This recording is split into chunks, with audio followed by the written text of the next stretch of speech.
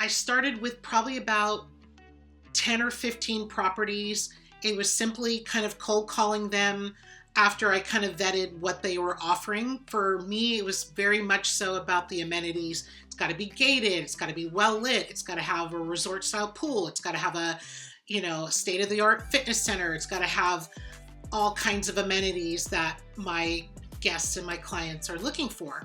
So after calling several places, I was surprised to find that maybe of the 15 that I called, I think 10 were open to corporate leases. Welcome to the Landlord Diaries, where we talk about midterm rentals and the opportunities behind them.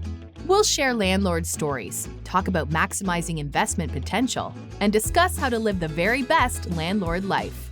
This podcast is proudly brought to you by Furnished Finder, the leader and largest online marketplace for midterm rentals. Remember to like and subscribe if you enjoy our content. Meet Lara Stuart, a registered nurse with 28 years of experience who is balancing her W-2 job and family time with a thriving midterm rental arbitrage business. In this episode, we'll explore how Lara has found success partnering with an upscale complex that has all the bells and whistles, navigates out-of-state arbitrage, and leverages platforms like Furnished Finder to achieve 100% of her bookings. Lara, we're so excited to talk with you. How are you today? I'm doing well, thanks. Thank you for having me. Yes, ma'am. So why don't you start us off by briefly explaining what midterm rental arbitrage is and why it was an appealing income stream on top of your nursing profession? So rental arbitrage for me was kind of a no-brainer because I could still maintain my W-2, but my cousin actually kind of helped me get started with rental arbitrage. So I've got 3 units in Houston, Texas. I've got one bedroom, 1 bath. I've got another 1 bedroom, 1 bath, and then I've got a 2 bedroom, 2 bath. So it's going very well. So why, Lara, did you decide that you wanted to add some additional income stream on top of your nursing profession? Well, after about 28 years of nursing, I'm kind of ready to start kind of stepping away from that and pivoting. Although I do love nursing, I love the profession. I'm just getting older and I'd like to work a little smarter, not harder. So I feel like travel nursing, I've been a nurse who's traveled. I know what the traveling nurses and traveling professionals are looking for in terms of accommodations. And the rental arbitrage model just makes sense. You're not committed to a mortgage, full transparency with the apartment complex. They know that I'm going to be turning around and renting it out with my own lease to my guests. That's one of the most amazing things about the midterm rental strategy is you don't have to, like, you can give up your W-2 if you want, but you can easily self-manage your midterm rentals alongside of a W-2. Katie and I do that while we work for Furnished Finder, and we partner with our spouses. So it's a great option to just have an additional income stream added to what you already have going on. Katie, you have scaled to I think around 14 arbitrage properties in the last 2 years, probably. So why don't you give your feedback about arbitrage? Yeah, we love arbitrage for so many reasons. One of the biggest ones being that it allows us to increase our cash flow and increase our number of rental properties much faster than if we were to straight up purchase all of our new ones. I know, we could use private lenders, we could use hard money loans, things like that. But just for the sake of simplicity, we like to try to maintain all of the full ownership when we are purchasing a new property and not take any outside money. Besides, my family and I do this together, so it's kind of a group effort as is. But it also allows us to explore the market. It allows us to get to know the travelers that are coming to the area and discover things that even though they're markets that either I live in or my family lives in, we still might not know or realize about properties there or travelers. So it really allows us to grow and to kind of learn more about, hey, what types of properties do we like managing? What types of properties do we want to have more of without having that hard commitment of purchasing? Definitely. And let's take a quick minute. Laura, why don't you go first? I want both of you to kind of share how easy midterm rental arbitrage is to self manage and how you've kind of set yourself up for success with Furnished Finder in your midterm rental arbitrage businesses. Yeah, well, Furnish Finder is my go-to platform for finding my guests. It has been the cat's meow. It's been so wonderful. And I have very, very, very little vacancy. I have repeated the formula in terms of making sure I'm upkeeping my calendar. It's been really, really easy to manage. Again, I've only got 3 properties, but I am managing it myself. I've got my cleaning crew there on the ground. Um, it's actually been wonderful because the apartment complex, the management, the leasing office, they are so easy to work with, and they make it so much easier for me to get things done, the little things, the logistics, the simple things. I've got a really good team there. Yeah, self-managing arbitrage with Furnished Finder is incredibly simple. I mean, the platform itself, Furnished Finder, we all know is simple in the best type of way, right? We're letting you connect with tenant leads directly and not getting in the way of that communication. So that's fantastic. But truly, managing arbitrage isn't any different than managing any properties you own, right? With the exception of if a water heater breaks or a furnace breaks or an air conditioner unit breaks or a refrigerator breaks, all I have to do is play communications manager and connect with the owner of the property and then say, okay, when can we get this fixed? Communicate it back to my guest, things like that. But I'm not actually having to replace the refrigerator. So the expenses and the repairs and maintenance costs for me decrease a lot, which is another hidden bonus of that arbitrage model. I love it. Well, let's get into Laura's bells and whistle complex. One of the most common questions I see on our YouTube channel that comes in is, but how do you actually pitch your arbitrage partnership to a complex? So, what did that conversation look like for you, Lara? It was actually easier than I had thought. I found the area that I wanted to research and see what apartment complexes would be open to rental arbitrage. So I started with probably about 10 or 15 properties. It was simply kind of cold calling them after I kind of vetted what they were offering. For me, it was very much so about the amenities. It's got to be gated, it's got to be well lit, it's got to have a resort style pool, it's got to have a, state of the art fitness center, it's got to have all kinds of amenities that my guests and my clients are looking for. So after calling several places, I was surprised to find that maybe of the 15 that I called, I think 10 were open to corporate leases. Um, and, these are large apartment complexes that have 200, 300 units. They don't want their units sitting empty.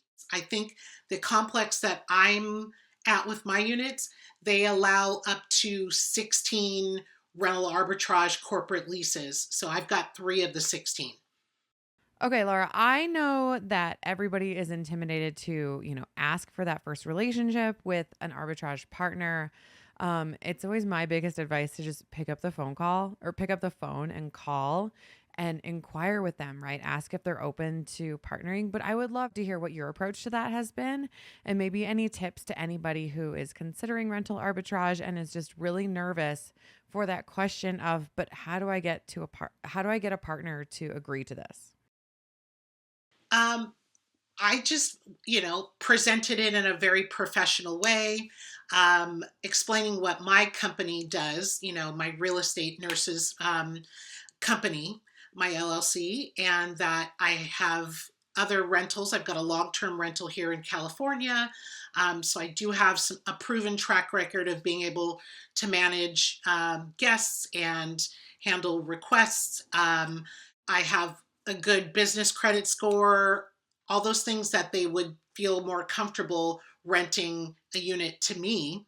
And it just has proven to be a really good relationship. I was nervous, of course, at first, but um, I think it's just the matter of connecting to the people that are in the leasing office, the property management, the regional management, um, and just get a sense of what they're willing to do. And I think for a lot of newer complexes, this one was built in 2020. Um, they had very limited experience in this arena, so they were learning kind of as they were going, as was I. So we both kind of learned as we went along and just did our best to really communicate throughout the whole process, get the lease done, my company with them, and then my lease for with myself and then my guests. So Yeah, I think everybody has to remember that when this is a partnership, right? When you're working with a landlord or a property owner or manager for this arbitrage partnership, it truly is that. Like, it's just as good for them as it is for you. So that's how you have to approach it from the beginning. It's not like, would you let me do this? Would you ever agree to this? Or can I explain this to you? It's more like, hey, I want to work with you. I want to be your partner. And to them, you are someone who provides a fantastic tenant. You know, you keep the unit or property in tip top shape. You're going to pay on time. It really is mutually beneficial. And I think that's the biggest thing everybody has to remember is like, you're not asking for a favor, right? You're right. asking to pay them rent every month is what you're asking to do. Yeah. Well, and it's also bringing people that might not know the complex, or I've had two people so far that rented my units that now have subsequently gone on to sign a lease for a year for themselves in that same Oh, complex. wow. So Wow. it's a great marketing opportunity for them to have more exposure through me and my company bringing people in, that are like, I love this place so much, I'm just going to stay. And so it's worked out in their benefit as well. So Today's episode is proudly sponsored by Furnished Finder, the ultimate platform for hassle-free midterm rentals. Whether you're a seasoned landlord or just getting started, Furnished Finder has everything you need to find your next tenant. With Furnished Finder, you can say goodbye to booking fees, markups, and commissions, and hello to direct bookings. If you're ready to experience all the benefits renting your property for 30 days or more, head over to furnishedfinder.com where you can list your property for one low annual price. We make it easy to get started. One thing that I love about arbitrage is just, it's that idea that all you really need is a cleaner, like you ladies are saying.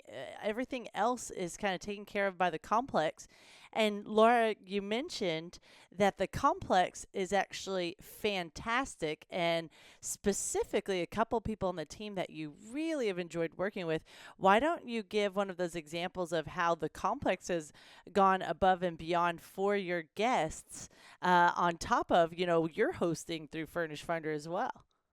yeah, so the leasing manager, her and I have like connected on so many other levels. She's very responsive. We speak on the phone, we speak via email. Um, I think that is the reason why I'm having such good success, is because of that relationship. And then because of the relationship I have with her, I've been able to cultivate other relationships with the other three or four people that work in the office, the manager as well. Um, so that's really made a big difference. So when that water heater went out, you know, she gets on the phone with the maintenance guys, and in a couple hours it's resolved, or there was an issue with the stove. So that got replaced within not even 8 hours. So it really helps to have a good team on board. My cleaning people have gotten to know the front office, so they work in tandem. If there's an issue with, the package locker system or whatever, they can go to the front desk and she can ask for, the leasing manager by name, and, oh, I'm Lara's cleaner. And, so it's just been a really wonderful symbiotic relationship. So, Awesome. I think the last question I want to ask for both of you before we transition to talking about out of state arbitrage management is the idea of the financial side of arbitrage, right? It's like you're not working towards the equity. So you really are, you need to know your numbers well because you're going to be paying the rent. And especially for an upscale complex, it's not going to be, some low rent that you're paying. So, what is the financial upside of arbitrage for both of you? I feel like the financial upside is, again, you're not paying a mortgage. There's less startup costs for me. I can get a unit furnished in a matter of days for not a whole lot of money. So it's not a huge cash outlay to start. Um, but I feel like I've recouped some of that money as I have increased kind of seasonally on Furnished Finder what I'm asking for per month per unit. But the complex now wants me to get a fourth unit. Which I think is a 3 bedroom, right? Like you've got you got a 1 bedroom, you got 2 bedroom, and now you're going to be adding a 3 bedroom on this. Nice to have the variety of sizes. Yeah, so I've got two 1 bedrooms, and then I've got a 2 bedroom, and now I'm hopeful to get either another 2 bedroom or a 3 bedroom. Yeah, I'm kind of the same. You don't get the equity building and the mortgage paid out or the balance paid off that you do with a mortgage, right? So you have to know that going in, right? You're renting these properties. At the end of the day, when your lease ends, you're not walking away with equity. You're not going to have generational wealth that you can take this property and hand it over to your kids and all of those things, right? It's a different strategy. Um, we like to use the cash flow from these properties to help us build accounts so that we can buy more properties faster. We kind of use them for that purpose, amongst other just kind of cash flowing reasons. But one of the big things is how you can add value. With arbitrage, you've got 2 layers of profit you're trying to work in, right? You're paying the landlord, and because we're landlords ourselves, that they are looking to make some profit off of what you're paying. And then you're looking to also have some margin between what you are charging a midterm tenant. So it's all about what value can you bring. My goal is always to double what I am being charged. So for example, if I pay $1,000 in rent, I want to be able to charge $2,000 in rent. For me, that means being amazing. That means having really good pictures, great furniture. It means having, blackout curtains, and it means making sure that there's somewhere that they can take their pet and that there's parking availability. It doesn't always mean the most expensive furniture by any means. I am actually of the camp where I would rather replace furniture than repair it all the time. But it does mean that like you're giving them a service as a landlord too. You're being very responsive. You're being very hospitable, all of these things. And like Lara said, you have to take in the cut of utilities and wear and tear and paying for internet and any vacancies or turnovers, things like that. But there is like, if you do it right and you're doing it in a way where value is your core, right? You're not just looking to like flip these units, put some IKEA furniture in there and charge 3 times the amount you're charging. It's not going to work, right? That's not what we're all trying to do here. We're providing a real service to these travelers. And if you do that, like this is a viable business model, right? It's just like having a property that you own and you rent out as a midterm traveler, right? So many great topics on why arbitrage can be a huge benefit in this current real estate market, added to your W-2, or just build scaling from the ground up. It's one of those businesses you can scale very quickly and replace your income if that's one of your goals and desires, and you put the systems in place, starting with the first property. So, with that in mind, what are some tips for out of state self management? And we're going to focus on Lara here because Katie tells her story, and I believe it's episode 37 of the Landlord Diaries. And I'm sure she'll have plenty of great tips to continue adding. But Lara, what are your main tips for self managing from 1,000 miles away? Well, luckily, I have the freedom to be able to get on a plane and kind of get things set up initially. But I found a really amazing cleaning team. Not only do they clean, they will meet and greet, they will pick up keys, they will restock, they'll go get supplies.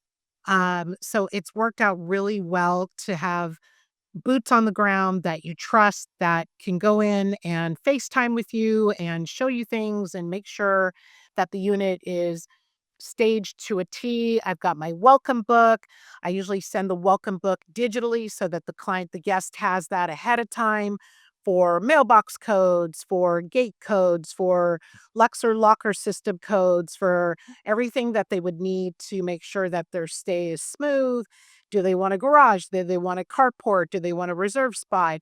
Um, for me, it's just about over communicating because a lot of times people are coming in from other jobs or relocating or they just did another little travel assignment. So people are busy. So I want to make sure that I'm giving them plenty of information. It might be 11 o'clock at night that they're landing and checking in and they're frantic and you want to make sure that they know the gate code because the office is closed and it just helps to kind of over communicate and get them the information that they need so that they have a good transition when they're staying. I think that's a huge benefit that I feel like a lot of my guests say that was really beneficial to kind of getting things initiated and started for them. Hey landlords, are you ready to level up your rental game and simplify your midterm rental business? Well, get ready to meet your new best friend, KeyCheck. KeyCheck is your all-in-one solution for stress-free property management. With tenant-paid screenings, online rent payment processing, custom lease creation, and a suite of incredible landlord tools, you'll wonder how you ever lived without it. No more chasing down checks or sifting through piles of applications. KeyCheck helps you organize and manage all things landlording in a simple and efficient way. Make landlord life a breeze with KeyCheck, the game changer for modern property owners. Visit keycheck.com to unlock the power of stress-free property management and take your rental business to new heights. And guys, one of the nicest things about Furnished Finder is like we let you connect directly. So right from the time that you get a lead, you can text that person, you can call them, you can FaceTime them, you can email them, you can send them a pigeon if you want. But that means that there's no awkward shift of communication methods. So you don't have to go from this on platform communication and then take it off. You can start from the very beginning with text if that's what your traveler prefers. And it makes that very, very streamlined. You can save templates. You can save message templates in your Furnished Finder message platform. You can have all of those templates. So it really is like, okay, I've got someone moving in here. Copy, paste, or select the template and go. Communication is so key for out-of-state property management, really any property management, unless you feel like running around all day. But like just because you're local doesn't mean that the tenant wants to see your face every day. But, so it's Right. really like not that different, but communication is key. My husband and I went to the Midwest where a lot of our properties are over Thanksgiving, and we put up framed instructions by the door of every property. And it was like, hey, just in case you forget, here's the checkout things I need you to do. Here's the parking gig. Here's the Wi-Fi. I think we have the Wi-Fi like 4 places in each unit, even if it's like a 500 square foot studio, because it's you just forget. And as soon as you don't have Wi-Fi, everybody's like, oh my God, what's the Wi-Fi? And I'm like, I want to make it so no matter where you look, you're going to see the Right. Wi-Fi instructions. But it's communication. And I love that you mentioned having those reliable boots on the ground too, because there are some things where you need to be there and you need people. Yeah. Yeah. And I really Definitely. appreciate the platform, like you were saying, even before they get there. I love the message templates. Like I can just send a message saying, here's my next steps. Here's how you check in. Here's how, I spell everything out that my cleaning crew is going to meet you to provide you with the keys, kind of show you around. So I can just hit those messages. And I also can offer them the Worry-Free Waiver, which has been, a great additional add. I'm so glad that you guys have that now. So it's just been so seamless to use the platform, and I feel like guests are comfortable. I can quickly respond. They can quickly respond. It's just been great. Yeah, I've used Worry-Free Waiver a handful of times. I have offered it to every new tenant that I'm in the booking process with, and I make it really simple. Would you like a refundable security deposit, or would you like the option for a damage waiver? It's $59 a month, and it covers up to $1,500 worth of potential damage. And if they do say I'm interested in the monthly, then I give them a little bit more information, but I don't want to make it complicated because it's not a complicated product, right? That's the Right. whole point, is that it's very simple. But I actually like that way more than a deposit on my end because, as you know, Laura, the more properties you get, the more you're like, oh my gosh, okay, I've got how many deposits and they're here and they're there. And what do I keep for? And it's, even if you only have one or two properties, it's just a hassle, right? It's like you've got to collect it. Then you've got to, if there is damage, you've got to think about, is this worth having that awkward conversation that I'm going to take some of your security deposit, or do you just write it off as the cost of business? And you just, there's so many nuances with it where I love the black and white of the waiver where it's like, if there's damage, it falls within the rules, it's covered. So I'm loving it. One more question I want to ask both of you that is not talked about that much until you get into it, and then everybody's kind of doing their own thing. But it's not one of those fun topics that everyone's like, yes, let's dive into this. So, what does the insurance policy look like for you guys for your landlord arbitrage businesses? So the apartment complex, I found a great policy that is $77 for the year. So it's the bare minimum of what they require. Yeah.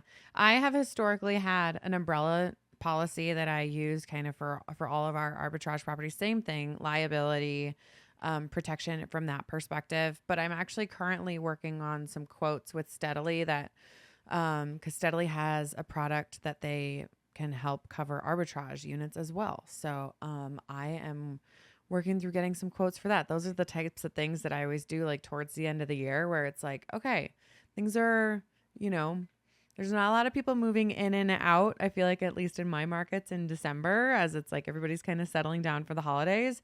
So what other buttons do I need to line up with the business? Uh, and the really cool thing is, Katie's kind of hinting at it. Steadily is one of our partnerships now for Furnished Finder. What we're really, really focusing on is what do you need to run a successful midterm rental business, and we want to have all those tools available for you right there in your Furnished Finder dashboard. So check it out, get a quote from Steadily, and you can actually start your plan right there from your dashboard. Um, this is an interesting topic that you ladies kind of hinted to, is that idea of what you need to look out for annually for your properties. And that's going to be different for myself with 8 midterm rental doors that I own versus arbitrage. And we're focusing on arbitrage for this episode. But what are those things that you kind of want to stay on top of? Like your electric, right? Like you've got the flex plans, and then you've got the locked in plans. It's like if you let your plan lapse and you don't remember to actually come back and extend that, then your electricity goes up. So what are some things that y'all kind of have on your annual calendar for your arbitrage businesses that you like to check in and make sure are running smoothly? No, that's a very good point. Absolutely. I definitely will check in with Xfinity and make sure that the internet, the plan that I signed up for, because, for 12 months, you signed up, and then does that change? Do they increase the rates? Same with the electricity and the gas. And also just the simple things like, hey, did the apartment complex change the filters? Maybe it's time to steam clean the carpets. There's just things that need to kind of be done that might not get done as part of the maintenance for the complex. Um, and overall, those are things that add to the quality of your place, the cleanliness. I had a gal who wanted to rent my unit, but she was very mold sensitive. She said, "Hey, let me go sit in the apartment for 8 hours to see if I react." And the tiniest bit of mold around the vent, those are things that you have to make sure that your cleaning crew is doing and cleaning the ceiling fans, cleaning the vents, like all the things that contribute to build up and wear and tear and could affect somebody's health, or all kinds of other different things. So yeah. Ooh, I have to add in because you're making me think of something I did recently that I haven't shared on the show. So, two of our units, we've gotten a couple feedbacks now of, hey, it would be really nice to have a hood vent in the kitchen because the two of the homes that we purchased don't have hood vents. One of them is very close to doors that you can open, so and that's definitely a costly thing to add, and it removes cabinetry a lot of times. So it's like space analysis, cost analysis. So it's something that we have in the back of our mind.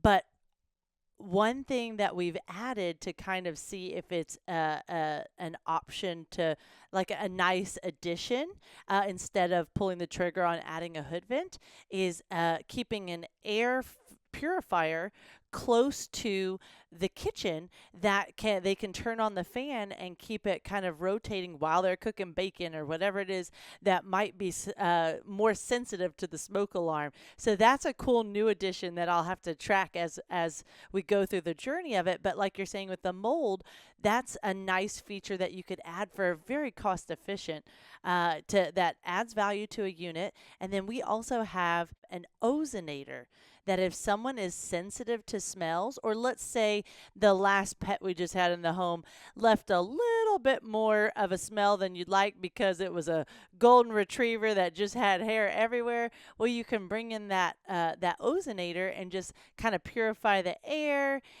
open up the doors and windows a little bit. So those are some nice little tips. Katie, what would you like to add to the conversation? Ooh, I think having a cleaner checklist that is always growing, and not growing just in length, but it's just evolving, right? Because your cleaner does need to be, when you're out of state, like they are your eyes and your ears too. So we met with some new cleaners that we've added to our team when we were in the Midwest during the Thanksgiving break, and they were checking the smoke detectors during a turnover. And I was like, oh my gosh. Yay. That is fantastic. I don't think about that until they start beeping, but that is the wrong time to start thinking about that. Yes. So just getting these people, that they can start thinking about it. I also, Kelly, I like your creative approach to solving some of these problems. We've had in the properties we own a couple of ice makers and fridges that have gone out. I'm not going to pay to fix an ice maker in an older fridge. I hate ice makers. They're the death of me. I hate them in my own house. All I do is break. So I bought one of those like Amazon countertop ice makers, and they make like the little nugget ice. And actually the tenant was over the moon because it made That's ice awesome. faster than the fridge.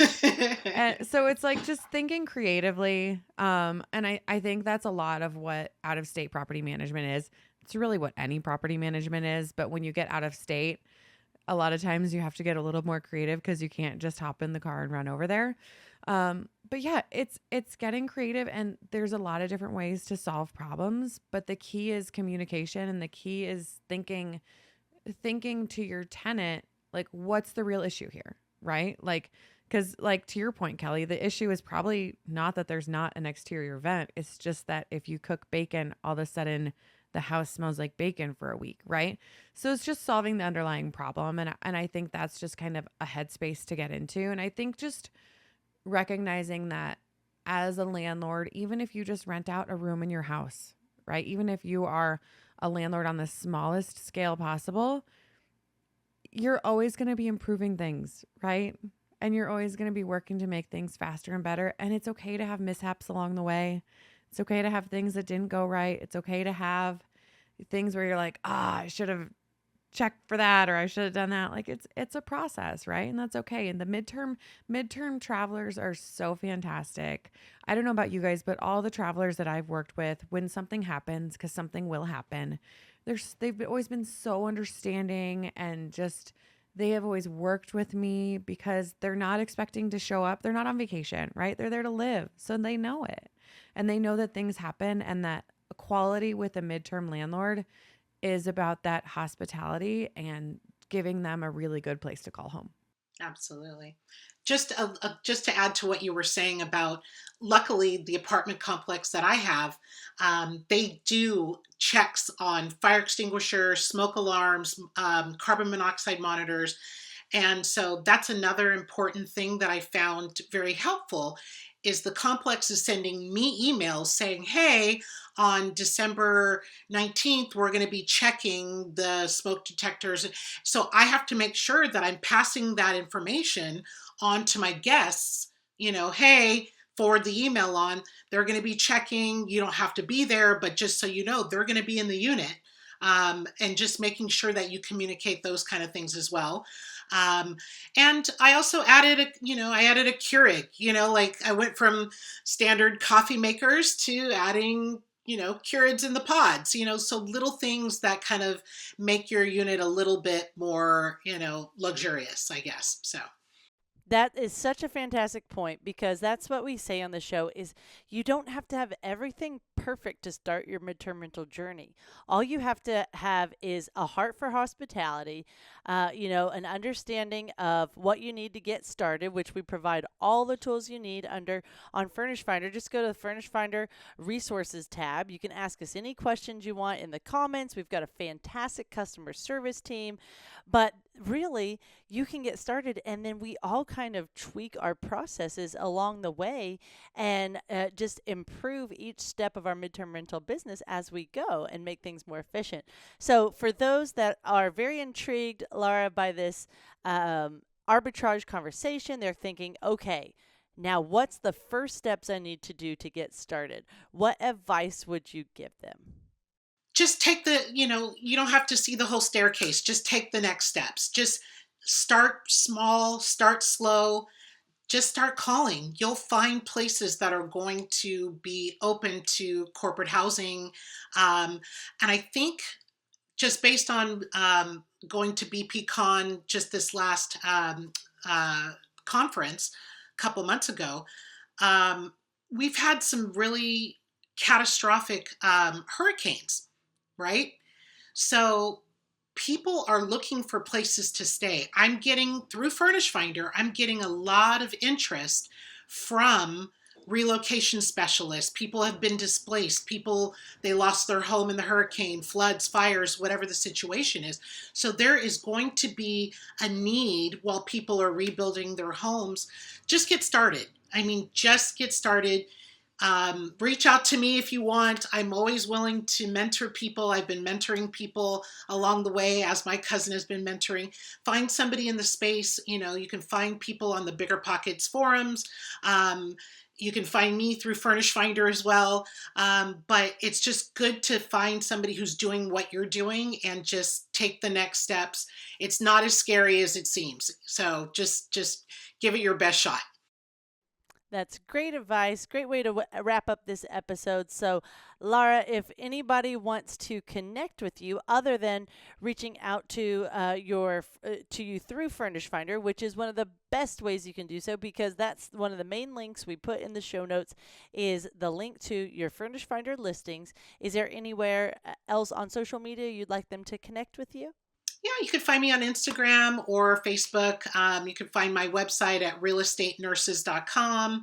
I've got my units there. You can also reach out to me at noboenterprises@gmail.com. So there's lots of ways you can find me. So, yeah. Love it. Yeah, always willing to help. Yes. Well, thank you so much for joining us today. Reminder, if you are loving this midterm rental content, we have playlists on YouTube.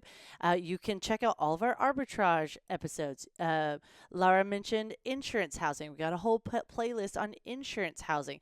If you really are intrigued by travel nurses, we've got a playlist on travel nurses. So just really the best advice is just get started. Start adding a property, whether it's a room, an arbitrage, or a property your own to Furnish Finder, and you'll be amazed at the tenant leads that start coming in and all the different traveler stories of why someone needs a midterm rental. It's really fun to read all of the different traveler stories and why they're coming to your area. So thanks for tuning in. We'll catch you again next week. Have a great day, everyone. Bye. Bye. Thank you.